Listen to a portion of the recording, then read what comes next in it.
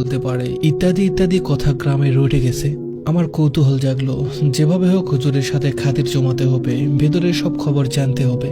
তার আগে বলে রাখি, আমি এই শুক্রবার তার পরের শুক্রবার জুমার নামাজ পড়ি। ওয়াক্তের নামাজ আমার পড়া হয় না, পড়তে চাই, এখন না তখন করে পড়া হয় না। এজন্য হুজুর আমাকে চেনে না সেভাবে। তো রমজান মাস আসায় আমি রোজা রাখছি, নামাজে যাওয়ার ইচ্ছে 5 ওয়াক্ত। বেশিরভাগ সময় মসজিদে কাটানোর ফলে হুজুরের সাথে পরিচয় ভালোই জমে উঠেছে আমার। তার সাথে পরিচয় হয় বুঝলাম তিনি অনেক জ্ঞানী এবং বুদ্ধিমান একজন মানুষ। জ্ঞানী বলছি কেন সেটার ব্যাখ্যা করছি। আমি তাকে বিভ্রান্ত করার জন্য প্রশ্ন করলাম, হুজুর, আল্লাহ তো আমাদের মানুষের অলৌকিক কিছু দেখায় না, তাই না? এই যেমন ধরেন, আমরা ছোট থেকে বড় হই, কোনোদিনকে আমরা দেখেছি আমাদের হাত পা হঠাৎ চোখের সামনে 2 ইঞ্চি লম্বা হয়েছে? হয়নি। কিন্তু আবার গাছের পাতা হয়, ফুল হয়, ফল হয়, বড় হয় আমাদের সামনে, কিন্তু হঠাৎ করে বড় হয় না। আবার ধরেন, আমাদের কোরআনে কিন্তু লেখা আছে জিন এবং মানুষের বিচার হবে, তার মানে জিন আছে, আমরা